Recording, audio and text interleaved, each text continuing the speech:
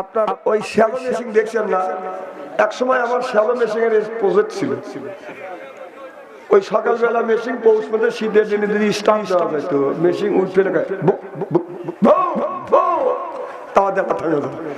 আমার মনে হয় আপনাদের ইমানের ব্যাটারি একবারে লুজ হয়ে গেছে, পেলাম ধরে তেল মারতেছে না। নারাই তাকবীর, আল কোরআনের আলো, আল হাদিসের আলো, টেলিভিশনের আলো। হ্যাঁ, চলা বাংলাদেশের মুরব্বীরা তো সারা সর্বনাশ করতেছে। যুবকরা তো মোবাইলে ফেসবুকের মধ্যে দেখে দেখে লক করে থাকে। এরা বলছে রাত 11টা পর্যন্ত বসে থেকে শকুনের মতো বসে থেকে দেয় লোকের। দেখার পরে চাষি যা বাড়ির পাশের বাড়ির স্টার মালটা দেয়, সে 11টার সময় আসে, সে 12:30টার সময় যায়। যা চাষি এক পাইলে মুখ দিয়ে শুয়ে থাকে, চাষা আর এক পাইলে মুখ দিয়ে শুয়ে থাকে। ফজর আজান কোন দিয়ে চলে যায় চাষাও জানে না, চাষিও জানে না। কথা কন না, কথা কন না। আরে টাটকা দিয়ে একটা ওয়াজ শুনে দাও, ওইখানে বাগদান মরে তাওয়াতে ভেস্তে দেবে। আর ওই করে যদি বাদ না দেন, কবরে গেলে খবর আছে। হ্যাঁ, খবর আছে।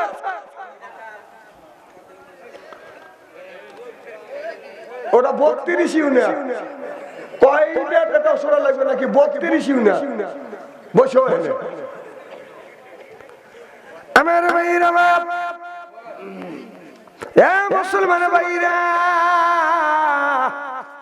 এই মানুষটা মারা গেলে বাদাম সর্বপ্রথম এই মানুষটাকে কবরস্থ করবে, কবরের মধ্যে যখন রাখবে, কবরের মধ্যে রাখার সাথে সাথে প্রশ্ন করবে কয়টা? 4টে। না জানে না পড়ে আন্দাজে এক কথা কয়েন না। যারা বললেন 3টে, তারা কি পরে বলতে চান না পরে বলতে চান? এই যে শুনে শুনে আপনারা, আমরা শুনে শুনে, এই যে শুনে মুসলমান আমরা, মানে বাবা মুসলমান ভাই চলে যাচ্ছে।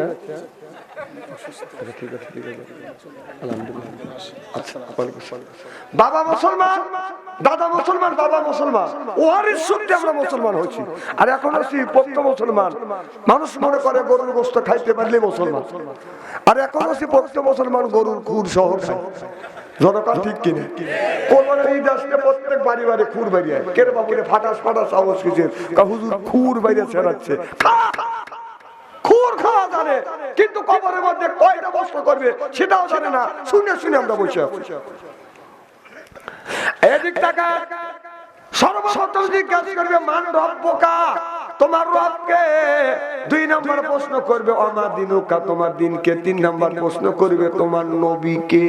করবে যদি বলা যায় রব আমার আল্লাহ, দিন হলো ইসলাম, আর নেতা হলো মুহাম্মদুর রাসূলুল্লাহ সাল্লাল্লাহু আলাইহি ওয়াসাল্লাম, এই 3টা যখন উত্তর দিবেন, ফেরেশতা বলবে এই জিনিসটা তুমি কই পাইছা? ফেরেশতা বলবে, মানুষ বলবে ফেরেশতা এটা পেয়েছে কোরআনের মধ্যে থেকে। চিল্লাকাম সুবহানাল্লাহ। এই 4টা প্রশ্ন। 1 নম্বর প্রশ্ন মান রব্বুকা ওয়া মা দিনুকা ওয়া মা নাবিয়ুকা, বলো তোমার রবকে, তোমার ধর্ম কি, তোমার নেতাকে। রব হলো আল্লাহ, ধর্ম ইসলাম, আর নেতা হলো মুহাম্মদুর রাসূলুল্লাহ। আর বলবে এইগুলি কোথায় পাইছো? তখন বলবে আমরা কোরআনের মধ্যে পাইছি। এই কথা বলবে, আল্লাহর ফেরেশতা বাদাম চলে যাবে। আর যদি এই 3টা প্রশ্ন, 4টা প্রশ্নের সঠিক উত্তর যদি না দিতে পারেন, কবর হবে বাদাম জাহান্নামের টুকরা। উপায় নাই রে, উপায় নাই রে, ও ভাই উপায় নাই। ও যে নামাবিনে ওই কবরে, উপায় নাই নামাবিনে ওই কবরে। বুঝলি না মন, বুঝলি না মন, বুঝলি না দম থাকিতে আল্লাহর নাম কেন লইলি না? দম থাকিতে আল্লাহর নাম কেন? বুঝবি রে মন, বুঝবি রে মন, তুই বুঝবি রে। দম ছাড়িয়া যেদিন যাবা কবরে। আমার ভাইরা, কবরে যাওয়ার সাথে সাথে 40 গজ সরে আসবে, মন কানে কি ফেরেশতা আসবে, এসে বলবে মান রব্বুকা, তোমার রবকে। বাজান সঠিক ভাবে যদি দিতে পারি কবর হবে জান্নাতের টুকরা, উত্তর যদি না দিতে পারি কবর হবে জাহান্নামের টুকরা। আমার ভাইরা, হযরত রাবিয়া ইতিহাসের দিকে তাকান। এই রাবিয়া মারা গেলেন। রাবিয়া পুরুষ না বেটা ছিল না, মহিলা না নারী?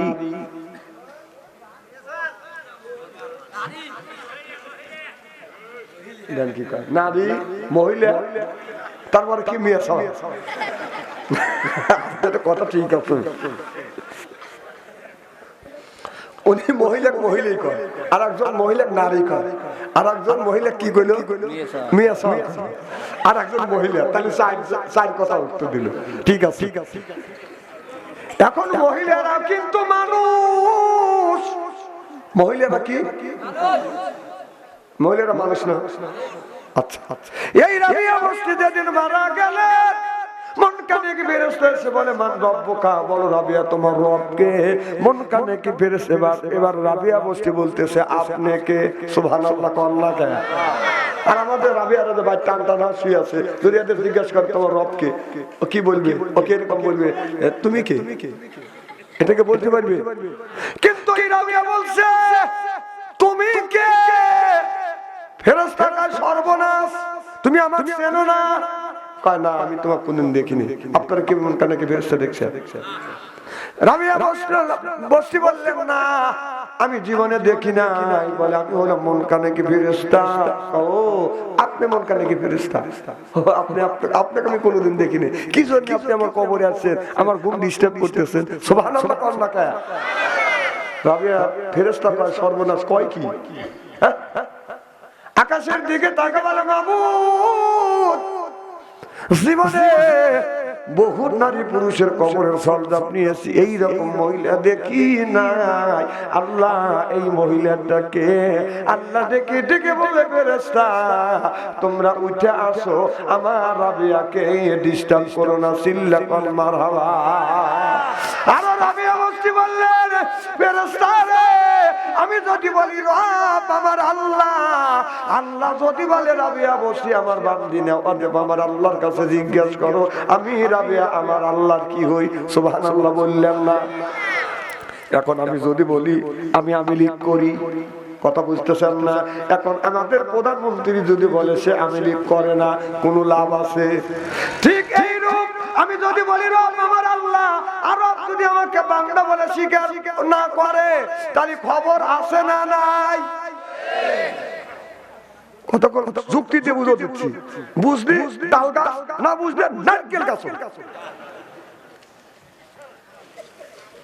আল্লাহুম্মা সাল্লি আলা মাওলানা মুহাম্মাদ ওয়া আলা সাইয়্যিদিনা আমার মুসলমান ভাইরা, তাহলে প্রত্যেকটা মানুষ বাজার মরণ কুল্লু নাফসিন যায়কাতুল মাউত, প্রত্যেকটা মানুষের বাজার মৃত্যুবরণ করা লাগবে। আমার ভাইরা, আমার মানুষ যখন মারা যাবে, এই মানুষটা যখন বাজার মৃত্যু শয্যা সজ্জিত হবে, ওই লোকটার আপনার মৃত্যুর আগে বাজার আযাব একটা শুরু হয়ে যায়। দেখতে গিলাস ভরে ভরে, চামচ ভরে ভরে পানি দেয়, মার নামে পানি খাও, চাচার নামে পানি খাও, দাদার নামে পানি খাও, খালুর নামে পানি খাও, কালুর নামে পানি দেয়। লোকটা খালি দেখবে। আশেপাশের মানুষ বলে ব্যাপার কি, লোকটা এরকম করে কেউ কেউ বলে লোকটা হিসাব নিকাশ করতেছে না। না, এই লোকটা হিসাব নিকাশ করতেছে না, এই লোকটা আপনার এই খালুর নামে পানি দিছে, এই খালুটা মন্ত্রণালয় চাকরি করে, লক্ষ লক্ষ টাকা ঘুষ খায়, ঘুষ করে নামে পানি দিছে, এই জন্য লোকটা বেগ পাইতেছে। পানি যদি দিতে হয় একটা আলেমের নামে দাও, একটা হাফেজের নামে দাও, হাজির নামে দাও, ওই লোকটা মরণের সময় শান্তি পাবে। হাতে দরিয়া গাছে বাসা তালে মা, হাতে দরিয়া গাছে বাসা তালে মা, সর্বতে দিদারে বাইয়া আবলুবে মা বুবে মা। কবি বলেছে সাত দরিয়ার সাত নদীর পানি যদি কণ্ঠের মধ্যে ডালা যায়, মরণের সময় ওই মানুষটার কোনদিন বাদান পিপাসা নিবারণ হবে না। চিল্লা পান ঠিক কিনা? এই জন্য আল্লাহ নবী বললে তোমাদের ঘরটাকে কোরআনের দুর্গ বানাও, তোমাদের ঘরটাকে হাদিসের দুর্গ বানাও, তোমাদের ঘরটাকে এরপরে ইসলামের দুর্গ বানাও। তা না বানাই আজকে আমাদের ঘরটা বানাইছি বাদাম সুদের দুর্গ, ঘুষের দুর্গ, গানের দুর্গ, গানে গানে গানে গানে সুদে সুদে সাজালে বাড়ি। যেদিন আসবে খালি তোমার বাড়ি, আজরাইল এসে নিবে জান টেনে, সেদিন জানাজা হবে তোমার বাড়ি। জোর জোর কোন ঠিক কিনা? ও বাজে আজরাইল আসবে, আসমানে মাথা রাখবে আর জমিনে পা রাখিয়ে আপনার আমার রূহটা কবজ করিবে। আমার নবী যেদিন মারা যাবেন, মা আয়েশা লক্ষ্য করে দেখে আমার নবী চাদর গায়ে বাঁধা ঘুমিয়ে আছে। মা আয়েশা লক্ষ্য করে দেখে চাদর গায়ে দিয়ে ঘুমিয়ে আছে। চাদরটা যখন সরাসরি মা আয়েশা লক্ষ্য করে দেখে নবীর শরীরের, আপনার শরীর মোবারকের প্রত্যেকটা আপনার পশম মোবারকের গোড় দিয়ে দিয়ে বাঁধান ঘাম এসছে। আমার বাইরে আমার মা ফাতেমা বাবার পাশে দাঁড়াইছে। বাবা তোমার কেমন লাগে? আমার নবীর গায়ে প্রচন্ড জ্বর, মনে হয় বাদান এত জ্বর দান দিলে বাদান ক্ষয় হয়ে যাবে, এত প্রচন্ড জ্বর। এই জ্বরের মধ্যে এমন সময় কে যেন দরজায় নক করলেন। আমার নবী বললেন মা ফাতেমা জাগো মা, কে যেন দরজায় নক করতেছে। এবার দরজা খুলে তাকা দেখে এমন একজন ব্যক্তি দাঁড়াইছে যার মাথা আসমানে আর পাতা হলো জমিনে। মা ফাতেমা একটা চিৎকার মারছে, ও বাবা এত বড় মানুষ মক্কা মদিনার মধ্যে আমি কোনোদিন দেখি নাই। বাবা গো অনুমতি চাচ্ছে এই ঘরে প্রবেশ করবার জন্য। আমার নবী বুঝতে পারলেন এটা মালাকাল মউত আজরাইল ছাড়া আর কেউ হবে না। চিল্লাকাল মারহাবা। আমার ভাইরা আমার নবী বললেন মা ফাতেমা একে তুমি চেনো না মা? এটাই হলো আজ মালাকাল মউত আজরাইল। মা অনুমতি নেওয়ার জন্য আসছে মা ফাতেমা। আমার নবীকে ডেকে ডেকে বলতেছে আব্বা গো এইটাই যদি আজরাইল আলাইহিস সালাম যদি হয়, আজকেই তো তিনি তো আমাকে ইতিম বানিয়ে যাবে গো। ও বাবা আমি আজরাইলকে অনুমতি দিব না। আমার নবী বললেন মা ফাতেমা আজরাইল কারোর কাছ থেকে অনুমতি চায় না মা, অনুমতির কোনো প্রয়োজন হয় না, দরকার হয় না। কি ব্যাপার উঠে কোনে যাইতেছে? না না যাবে কে উঠিল না। এক গ্লাস চা নিয়েছে।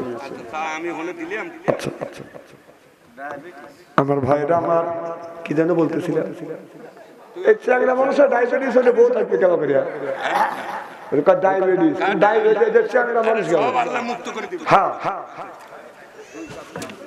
কি যেন বলতেছিলাম? অনুমতি চাচ্ছে। ডাকতে বলে মারে আজরাইলের কারোর কাছ থেকে অনুমতি নিতে হয় না,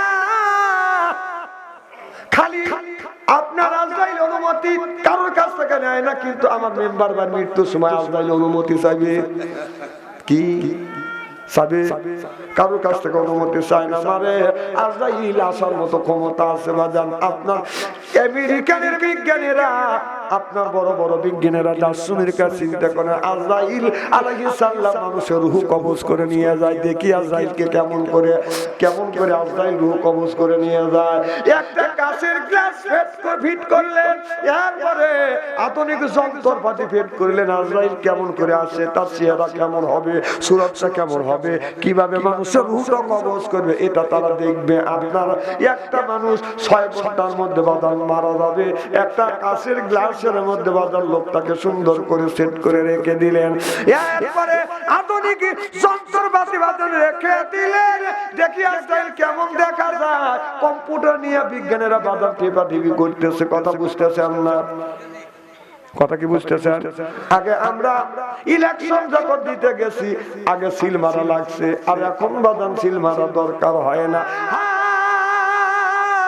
আগে গুতো গুতো সিল মারছি, এখন কি মারা লাগে?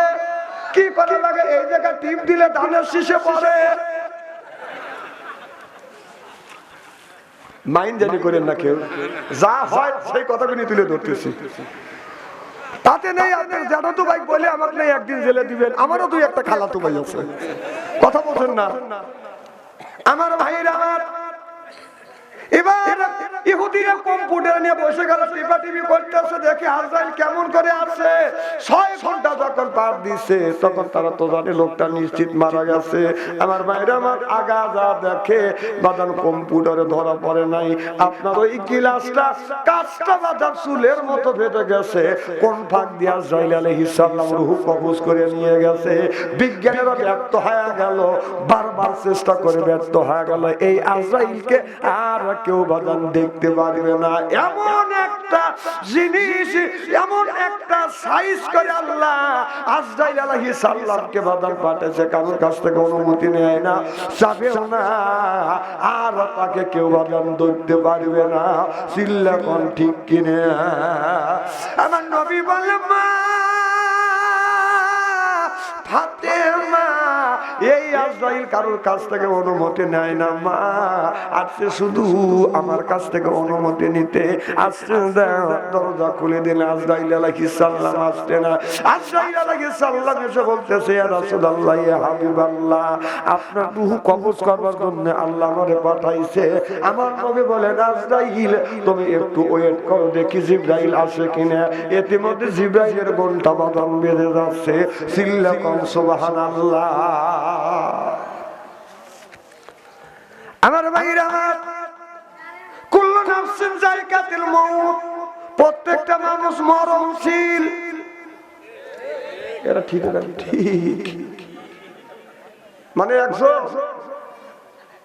জর্গা করতেছে, বউ জর্গা করতেছে, মানে দুই যাও জর্গা করতেছে। কথা বুঝতেছেন না? যাও যাও জর্গা লাগে না? জর্গা করতেছে, এর মধ্যে দেওয়া রয়েছে, দেওয়ার না বাসুর রয়েছে। আসছে বাসুর আবার বোর পক্ষে নিয়ে কাপড় তুলে দেখেছে, যা পারিস করিস। তখন কথা, আমারটা আসুক, আমারটা আসুক, খালি কাটা দিয়ে যাইতে স্যার কথা, ও আসে না কেন? যেই আইসে ও কাপড় তুলে দেওয়া, তোমারটা তুমি এখন দেও। কথা বলছে না, এটা কথা বলছে না। আমার ভাইরা, এ মুসলমান ভাইরা,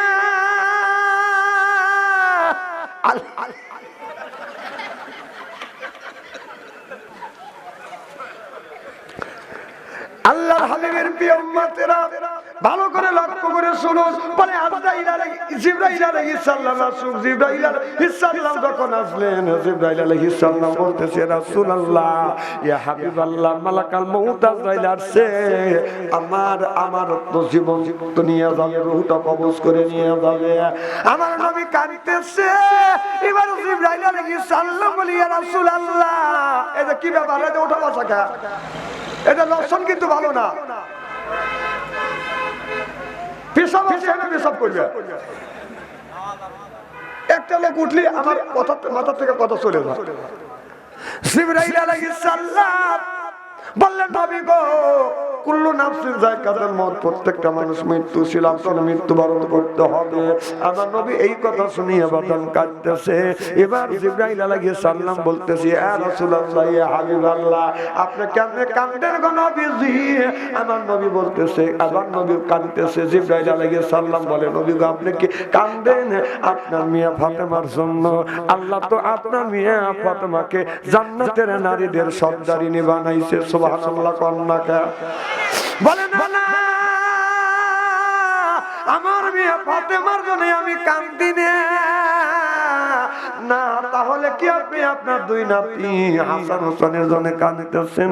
ওগো নবীজি, আমার আল্লাহ আপনার দুইটা নাতি আছে হাসান আর হুসাইন, হাসান হুসাইনের জন্য আপনি যে কাঁদেন, এই হাসান হুসাইন আপনার যুবকদের জান্নাতের সর্দার হবে, আপনি এর জন্য কাঁদতেছেন? কয় না না, এর জন্য আমি কান্দি না। জিবরাইল আলাইহিস সালাম বলে, ইয়া রাসূলুল্লাহ, ইয়া হাবিবাল্লাহ, আপনি কার জন্য কাঁদেন? আমার নবী বলে, আমি কান্দি আমার এতিম উম্মতের জন্য। চিল্লা কর সুবহানাল্লাহ। জিবরাইল, আমি যদি মরে যাই আমার এতিম উম্মতেরা কার কাছে যাবে? কে আমার উম্মতদেরকে সান্ত্বনা দিবে? আল্লাহ ডাকতে বলে, জিবরাইল রে, আমার বন্ধুকে বলে দাও আমার বন্ধুর কাঁদতে হবে না, আমার বন্ধুর চিন্তা করতে হবে না। এতদিন আমার বন্ধু তার উম্মতের চিন্তা করেছে, আজকে থেকে আমার বন্ধুর উম্মতের বার আমি আল্লাহ নিজ কুদরতে উঠাইয়া নিলে। আমার ভাইরা, আমার এই ওয়াজ তো আমার দ্বিতীয় বক্তা করে গেছে, এই বয়ানগুলো দ্বিতীয় বক্তা করে গেছে। আমি অন্তর যাবো না, এটা আমি গুরু আলাদা হবো না। মানে মক্কা মদিনায় গেছে তো একজন হজ করে লেগে না, আমি সেটা বলতেছি, আপনারা বুঝুন। সেই মানে মক্কা মদিনায় গেছে তো, মক্কা মদিনায় যাওয়ার পরে ওই আর সূরা ফাতিহা পড়তেছে, তে বলতেছে মক্কা মদিনায় হজ করবে লেগে গেছিলে, ব্যাপারটাই উল্টো, আজানটা বাংলায় আর সূরা ফাতিহা বাংলায়। কথা বুঝতেছেন না? তো এক কথা দুইটা আসতেই পারে, মৃত্যুর কথা তো আসবে। আমার ভাইরা, এ মুসলমান ভাইরা, আমার নবী রূহটা যখন কবজ করে নিয়ে গেলেন, আমার নবী রূহটা যখন কবজ করে নিয়ে গেলেন, নবী যখন দুনিয়ার থেকে বিদায় হয়ে যাবে, এমন সময় জিবরাইল আলাইহিস সালাম বলতে, আল্লাহ নবী বলতেছে, আমার উম্মতের যে দোয়া কালাম পড়ি, আমার উম্মতেরা দরুদ শরীফ পড়ে, এই দরুদটা কে দিবে? এবার আল্লাহ বলেন, বন্ধু চিন্তা করো না, তোমার উম্মতটা দরুদ ও সালাম পেশ করবে, আমি ফেরেশতা সেট করে রাখছি। এই ফেরেশতার লক্ষ লক্ষ কান আছে, লক্ষ লক্ষ চোখ আছে। এই ওয়াজ কি করছে? কি হলো এখন? লক্ষ লক্ষ কান আছে, तमाम পৃথিবীর যেই জায়গা থেকে দরুদ পড়বে ফেরেশতা শুনবে, সঙ্গে সঙ্গে রাসূলের রওজায় পৌঁছা দিবে। সুবহানাল্লাহ। ওয়াসি করছি উনি না, গুরু আনছেন না আমি গুরু আনি নাই, আমি এই ওয়াজটাই তো করবো, আমি এই ওয়াজটা করবে, আপনি কিভাবে জানলেন? আমি জানি যে এটা কবরস্থান, এই ওয়াজ প্রত্যেকটা বক্তা এসেই করবে, এই জন্য আমি এই ওয়াজটাই গুরু করতেছি।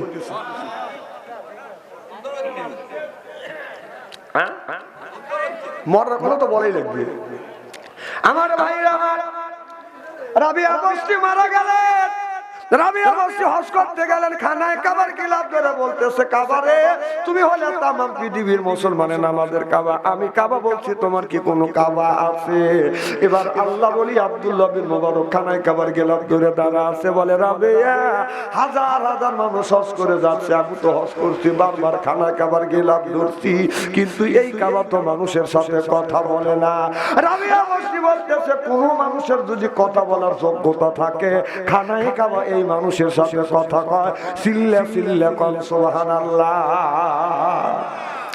আমার ভাইরা, আমার এবার রাবিয়া বস্তি আপনার দ্বারা রইলেন, এমন সময় আপনার ওই মানুষের কণ্ঠের মতো বাধা নামাজ বের হয়ে আসছে, খানায় কাবা বলতেছে, রাবিয়া, হাজার হাজার মানুষ আমারে তপ করে চলে যায়, আমারে সুমা দেয়, কেউ তো কোনোদিন আমাকে এই ধরনের প্রশ্ন করে না।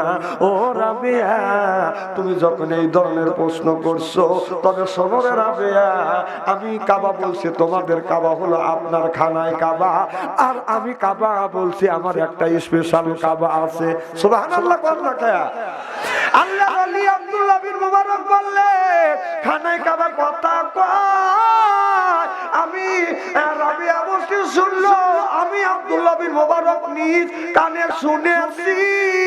এবার রাবিয়া বসে আমার নবী রওজার পাশে যাইয়া সালাম দেয় আর বলে আসসালামু আলাইকুম ইয়া রাসূলুল্লাহ, আসসালামু আলাইকুম ইয়া হাবিবাল্লাহ। আমার নবী আপনার সালামের জবাব দিছে ওয়ালাইকুম আসসালাম। রাবিয়া উত্তর দিলেন যখন বলতেছি ইয়া রাসূলুল্লাহ ইয়া হাবিবাল্লাহ, প্রত্যেকটা মুসলমানের খানায় কাবা, কাবা হলো খানায় কাবা, আর আমি রাবিয়া বলছি আপনার কি কোনো স্পেশাল কাবা আসেনি? আল্লাহ নবী বলেন রাবিয়া হাজার হাজার লক্ষ লক্ষ কোটি কোটি মানুষ আমারে সালাম দিয়ে যায়। এ রাবিয়া কেউ তো কোনোদিন এই ধরনের প্রশ্ন করে না। রাবিয়া তুমি যখন এই ধরনের প্রশ্ন করলে তবে শোনো রে রাবিয়া, আমার শরীয়তের কাবা হলো খানায় কাবা। আমি নবী বলছি আমার একটা স্পেশাল হাকিকতের কাবা আছে, সিল্লা কোন সুবহানাল্লাহ। এই ওয়াজটা কিন্তু উনি করেন নাই।